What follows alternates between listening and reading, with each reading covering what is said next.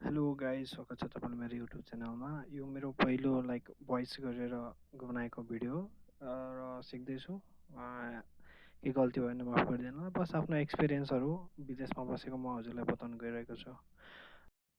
दिनको सुरुवात मैले चाउ खाएर गरेँ। चाउ खाएपछि हामी गयौँ बाघतिर डुल्न। त्यहाँदेखि बिरालो आउँछ बाहिर बिरालो। त्यसपछि गर्दा गर्दा हामी टक्क भाइरलपुर नेपालको सरी होइन भाइरलपुर पुग्यौँ, जहाँ धेरै इन्जोय मनाउनुहुन्छ नेपाली दाजुभाइहरूले दिदी होइन। अनि यहाँ चाहिँ पोखरी पानी बिजनहरू अन्य के मान्छेले बनाएका के भन्नु टिकटक बनाउनु भयो। त्यसको बिचमा यस्तो डुलाउनु पानी हल्का फुल्का देखाएँ मैले पनि होइन।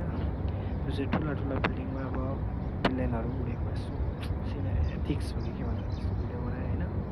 अनि के गर्नु थियो, अनि यताउति हेऱ्यौँ, यसो इन्जोय गऱ्यौँ। के इन्जोय भने होइन, त्यसपछि गर्दा गर्दै हामी कहाँ पुग्यौँ भन्दाखेरि बोट हेर्न ठ्याक्क पैसा सकिसकेर खाएर होइन के भने बोट हेर्न बस्यौँ।